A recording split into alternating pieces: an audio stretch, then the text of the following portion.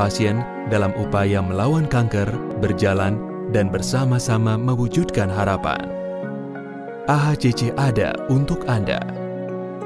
Harapan yang memberi hidup menjadi berwarna. Harapan jugalah yang membuat kita tetap kuat. Bersama kita saling menguatkan. Bersama kita saling memulihkan. Bersama kita saling memberi warna dalam hidup. Serta hidup yang terpulihkan. Adi Husada Cancer Center.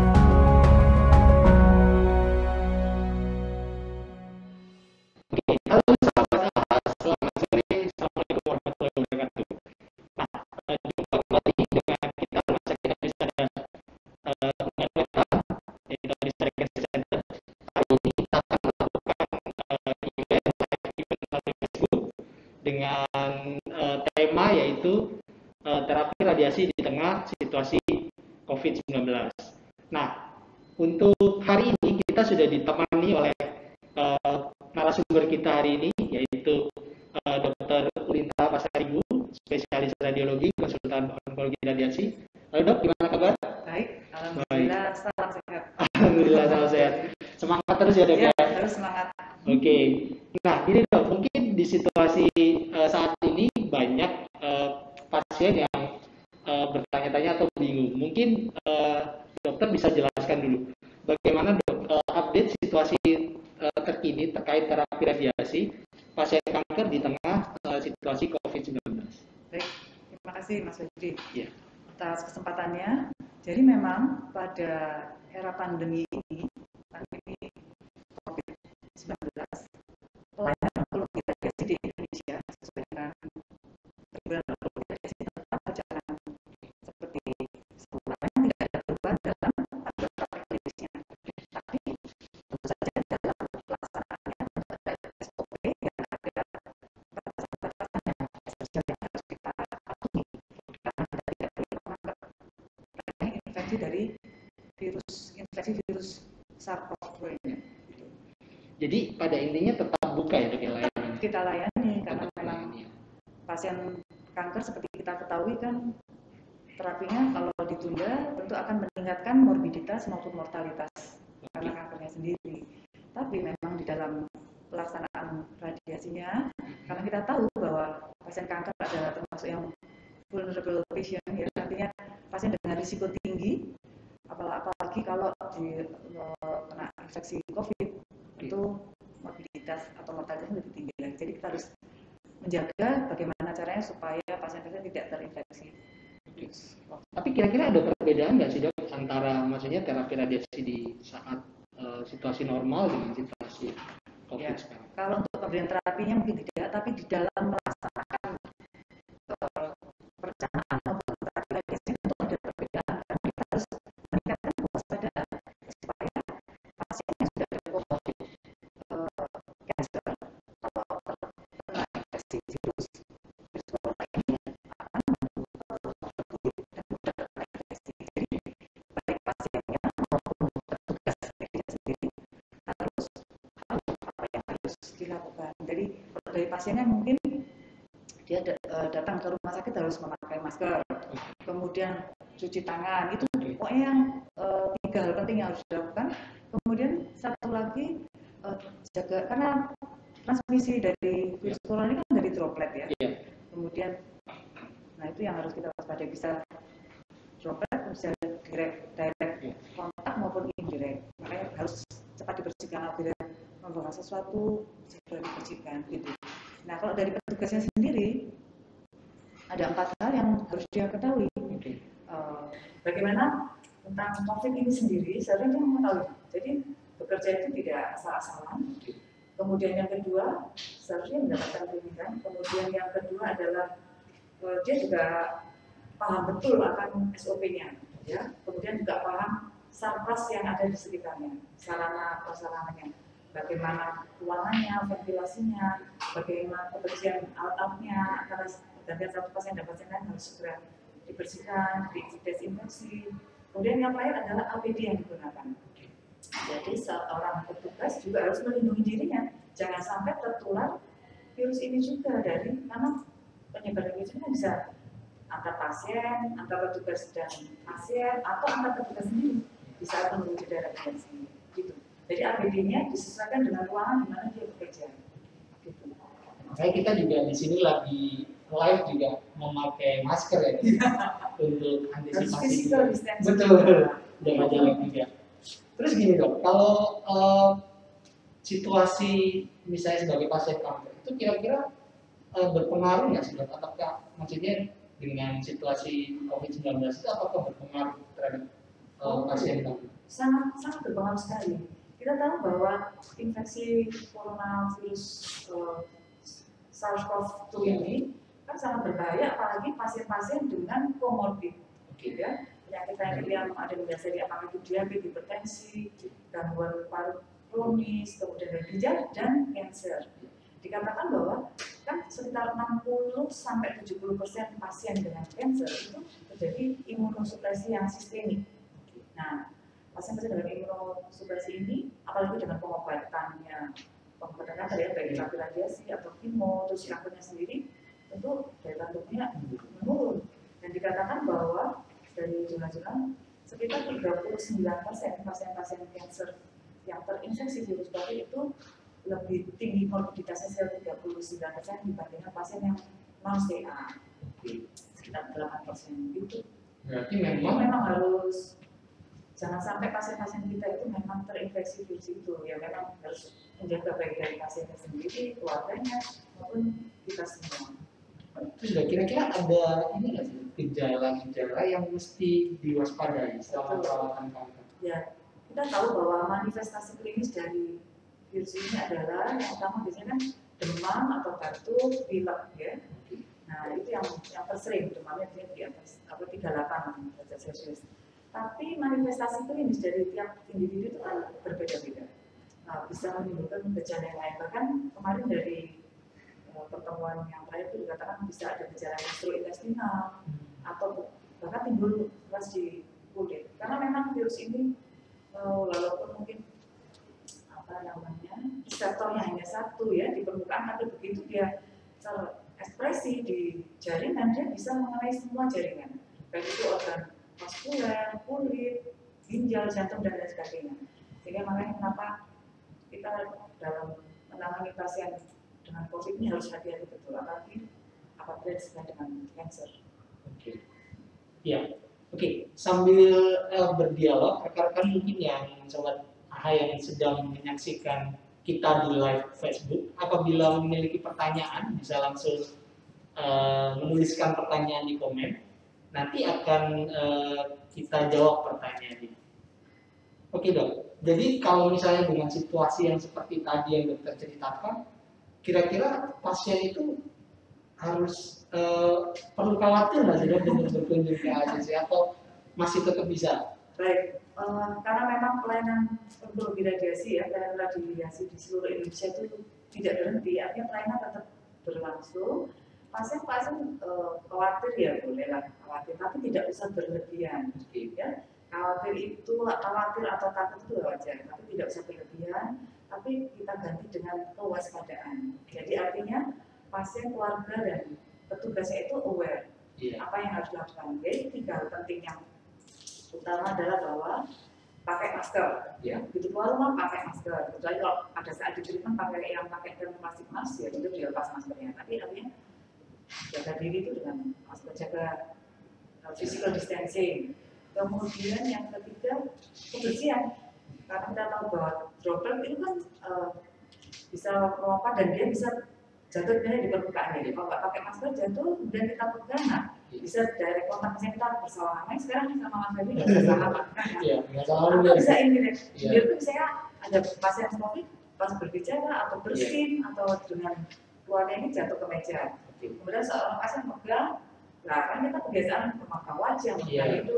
Nah bisa dari yang secara tidak langsung. Makanya semua harus tahu itu. Dan yang satu lagi harus stay at home kalau bisa. Kalau nggak perlu banget, kalau misalnya ke rumah sakit, memang kalau untuk berobat ya nggak apa-apa. Tapi begitu pulang udah di rumah aja. Memang saat ini memang kondisi seperti itu untuk kebaikan kita bersama, untuk mencegah penularan atau lebih luasnya virus COVID. Kalau nggak berhenti kan Iya. enak suasana ini. Iya. Jadi intinya masih tetap bisa terus menjalankan terapi ya, Nggak perlu khawatir. asal itu Oh tadi. iya, betul. Satu lagi, nggak perlu khawatir pada saat radiasi karena kita sendiri ya, baik mungkin setiap rumah sakit ya Mbak, di Indonesia saja, di semua rumah sakit juga sudah ada SOP-nya tersendiri bagaimana melayani pasien pada saat pandemi ini. Jadi setiap pergantian pasien selalu dibersihkan dengan desinfektan alat-alatnya.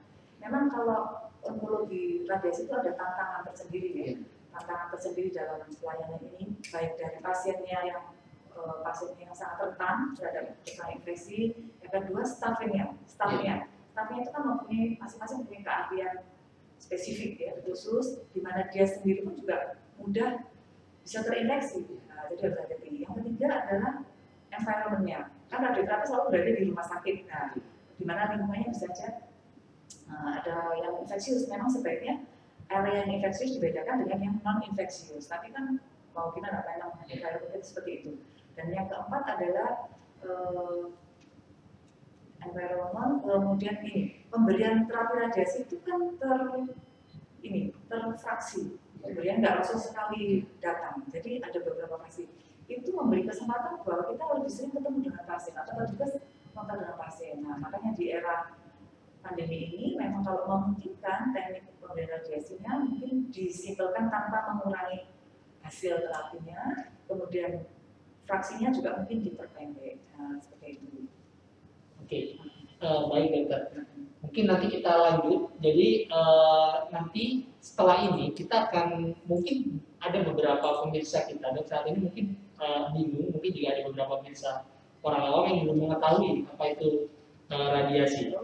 Ya, jadi nanti kita akan ada sedikit video. Jadi edukasi kepada para viewers kita di Facebook tentang apa sih itu terapi radiasi. Nanti setelah video diputar nanti kita akan lanjut lagi dong. Oke. Baik.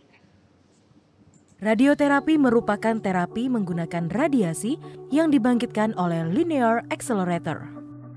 50-60% pasien kanker akan membutuhkan radioterapi sebagai modalitas tunggal maupun kombinasi dengan terapi lainnya, seperti pembedahan dan kemoterapi.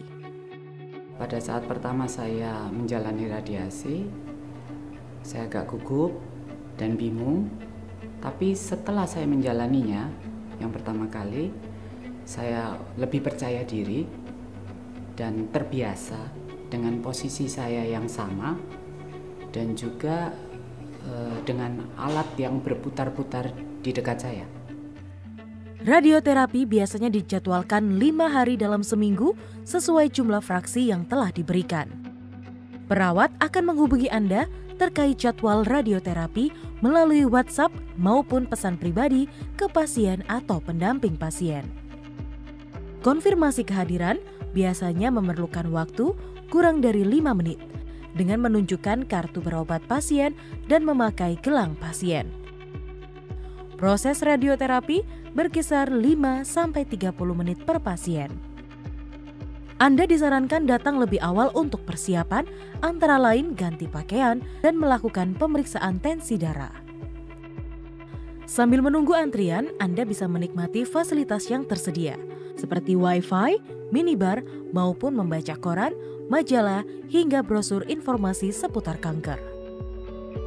Kami sarankan untuk pasien datang lebih awal, karena sebelum melakukan tindakan radioterapi, kita akan melakukan pengecekan tensi untuk mengetahui kondisi pasien.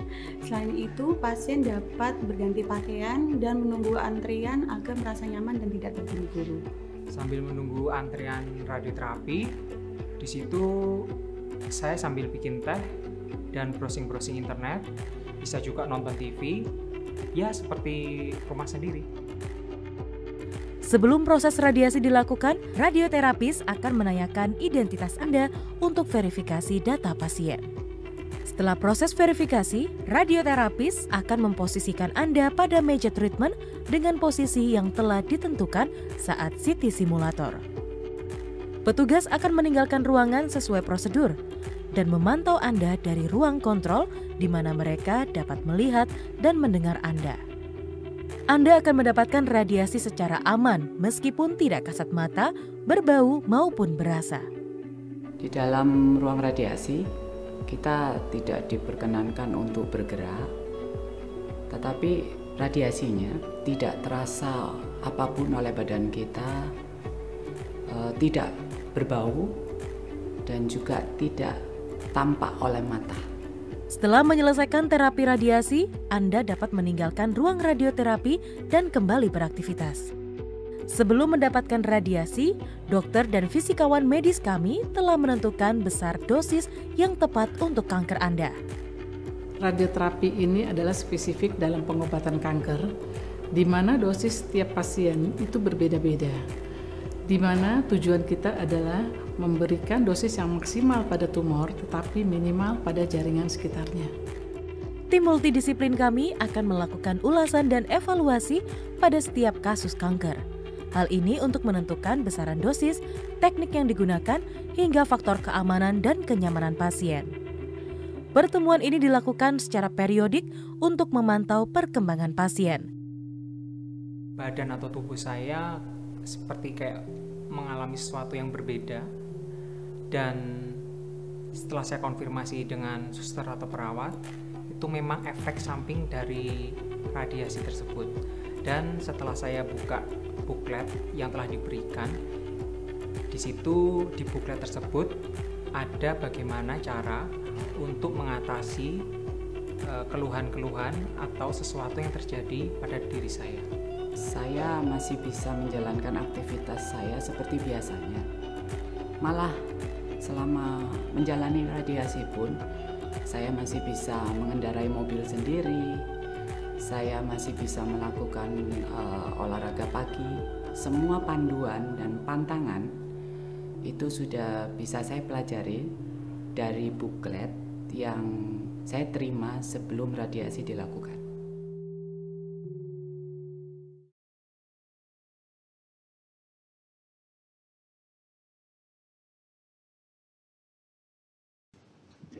Oke, gabung kembali dengan kita di live Facebook dengan tema terapi radiasi di tengah situasi pandemi COVID-19. Oke, kita lanjutkan lagi dok bincang-bincangnya. Dok, jadi gini, pada kondisi seperti apa sih dok pasien kanker itu dapat atau tidak dapat menunda terapi radiasi?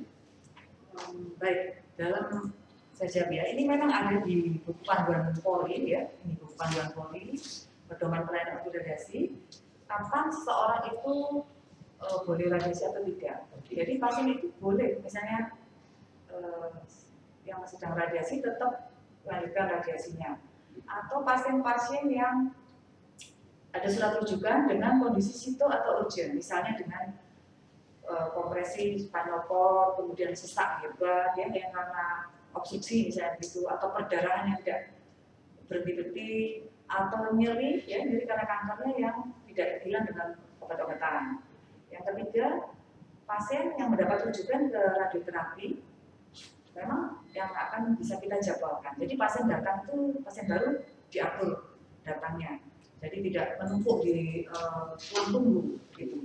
Kemudian ada beberapa kasus mungkin yang memang bisa terapinya itu ada alternatif, nah bisa ditunda dulu. Contohnya misalnya pasien yang pasca operasi ya, yang tumorektomi saja, ya RPMN-nya positif, nah bisa dengan terapi hormonal dulu, bisa kita tunda sampai sekitar 20 minggu, baru nanti dilanjutkan dengan terapi radiasi. Nah pada saat pasien yang menjalani radiasi kemudian ada keluhan misalnya demam, nyeri tenggorokan hebat ya, demam tinggi, nyeri tenggorokan, atau sesak napas hebat dan gejala yang lain, segera pergi ke fasilitas terdekat atau ke IGD. Jadi radiasinya di stop, seperti itu. Jadi pelayanan radiasi tetap dilanjutkan. Oke. Baik, menyambung pertanyaan yang tadi dok, ini sudah ada pertanyaan dari viewers kita dengan nama Lela. Dok, kalau misalnya pasien positif COVID, apakah tetap boleh radiasi atau tidak ya? Baik, pasien positif COVID dengan CA. Nah, kita lihat dahulu apakah COVID-nya bagaimana dulu ya, infeksinya apakah yang memang positif, tapi bagaimana gejalanya pada umum pasien maksudnya, apakah dengan atau tidak. Kemudian dilihat juga cancernya. Cancernya memang harus segera itu radiasi atau tidak. Apabila memang ada yang memungkinkan, kemudian pasien memang harus diradiasi, nggak apa-apa kita radiasi, tapi tentu dengan beberapa persyaratan. Sebelum meradiasi pasien tersebut, kita persiapkan dengan betul, menghubungi tim Pineris setempat, ya. Kemudian APD yang digunakan untuk semua petugasnya harus benar-benar adekuat. Adekuat itu artinya ya pakai pakaian yang lengkap, sebagaimana apabila kita menghadapi pasien dengan COVID positif. Kemudian teknik radiasinya bisa tidak usah yang teknik yang canggih-canggih, tapi tidak mengurangi hasil dari terapinya, ya kan? Kemudian dengan teknik yang hipofraksi, seperti itu. Jadi intinya tetap masih bisa ya? Nah, setelah pasien yang diradiasi, alat-alat dan ruangan harus segera didesinfeksi lagi dengan desinfektan yang adekuat juga. Gitu. Bisa pasien diberikan radiasi pada yang sesi terakhir, jadi tidak menulari pasien yang lainnya. Oke, baik dok. Terus gini dok, kalau misalnya pasien sudah boleh ya untuk terapi radiasi, terus kira-kira upaya apa sih dok yang harus dilakukan oleh pasien dan keluarga untuk tetap bisa melaksanakan terapi radiasi selama pandemi COVID-19 ini? Ya, jadi pasien dan keluarga kan harus tahu bahwa dia imunosupresi sistemik, jadi dia harus meningkatkan daya tahan tubuhnya. Artinya dengan menjaga daya tahan tubuhnya, menjaga pola makannya. Ini ada beberapa tips dari Panduan Polri juga tentang bagaimana pasien kanker seharusnya ya. Ini ada saya bacakan biar nanti nggak salah ya. Jadi yang pertama adalah dengan meningkatkan daya tahan tubuh. Bagaimana caranya?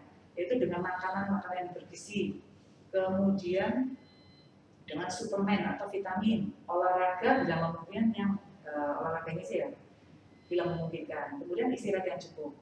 Kemudian nomor 2, kita tetap mematuhi anjuran pemerintah dan rumah sakit tentang pencegahan dari COVID-19 ini, yaitu dengan tadi yang saya katakan tetap keluar dengan memakai masker, kemudian physical distancing, kemudian jaga jarak ya minimal ini, terus pengantarnya juga cukup 1 orang, nggak usah beramai-ramai ke rumah sakit, kemudian stay at home ya, pengantarnya 1 orang. Kemudian yang ketiga, bila ada gejala infeksi seperti demam, nyeri tenggorokan, nyeri telan, segera lapor ke petugas dan lebih bisa ditindaklanjuti gitu. Jadi bila ke petugas nanti akan diperiksa, karena gejala kanker pun kadang-kadang ada timbul demam. Nah, seperti itu, takutnya rancu dengan gejala dari COVID. Tentunya nanti ada pemeriksaan lanjutan seseorang itu dengan keluhan tersebut, pemeriksaan klinis, pemeriksaan laboratoris, mungkin kalau perlu ya rapid test atau PCR, bahkan mungkin fotokolas dan CT scan. Kemudian satu lagi, bahwa pasien hindari bepergian keluar kota. Nah sayangnya fasilitas layanan radioterapi itu memang tidak di semua kota ada. Jadi mau nggak mau pasien dari luar kota datang ke tempat kita atau luar kotanya. Memang kalau sudah stay di sini ya udah mencari pengobatan, kalau sudah ya pulang gitu. Yang satu lagi adalah, tapi sekarang mungkin belum bisa ya. Sebetulnya enak konsultasi dokter tuh pakai telemedicine. Tapi mungkin nggak, saat ini mungkin belum bisa. Tapi mungkin kedepannya nanti pasti bisa. Seperti itu. Ya, itu salah satu. Jadi intinya untuk keluarga pasien yang mau mendampingi hanya diperbolehkan 1 ya? Iya, kalau memang pasien itu tidak dengan handicap yang harus, jadi sebaiknya mengantar ya nggak usah berbondong-bondong, karena kan ruang tunggunya juga jadi sesak oleh orang lain, baik juga untuk dia. Kalau memang cukup 1 ya 1. Nah disarankan seperti itu. Ya, itu sudah tertulis semua dalam Panduan Polri, Perhimpunan Onkologi Radiasi Indonesia. Ya, jadi makanya mungkin juga bisa dijadikan informasi juga ya buat mungkin ada keluarga pasien yang sedang menyimak kita hari ini. Jadi mungkin saran dari dokter Rita tadi untuk tetap jaga jarak, terus juga jangan lupa jaga kebersihan tubuh ya. Kebersihan itu selalu membersihkan, karena droplet kan bisa jatuh ke barang-barang sekitar kita, tetap dibersihkan. Ya. Dok, ada nggak sih dok tips buat pasien kanker selama menjalani terapi? Itu tadi tipsnya. Oke. Salah satunya yang menjaga tubuh ya, betul. Suplemen. Iya betul. Oke. Nah, positif, menjaga diri sendiri dan orang lain. Ya, berpikir positif itu penting. Ya mungkin tadi juga ada sempat pertanyaan tips khusus, mungkin ini sudah terwakili ya dok ya. Jadi tadi ada salah satu viewers tanya apakah ada tips khusus untuk pasien radiasi yang notabene imunnya rendah untuk hadapi COVID. Tadi dokter kita sudah menjelaskan. Oke, mungkin untuk sesi kita hari ini akan kita akhiri. Nanti Adiusada Cancer Center akan membuat event seperti ini lagi ke depannya. Jadi mungkin buat para viewers kita jangan lupa untuk terus pantau sosial media kita supaya mendapatkan update informasi tentang COVID-19 dan juga terapi kanker ya dok ya. Dokter Rita, terima kasih. Mungkin ada kata-kata penutup dok untuk kita hari ini. Jadi saran saya mungkin ini karena kita temanya pasien kanker yang menjalani terapi radiasi, bapak ibu atau pasien maupun keluarga tidak perlu khawatir untuk menjalani terapi radiasi karena pasti kita sudah mempersiapkan yang terbaik. Tapi apabila memang terapi radiasi itu masih bisa alternatif dengan terapi lain, pasti akan kita tunda. Tapi apabila radiasi itu diperlukan, pasti pelayanan onkologi radiasi tetap berjalan seperti biasa, tapi tentu dengan kewaspadaan yang khusus untuk supaya seorang pasien kanker tidak terinfeksi virus corona ini dari rumah sakit.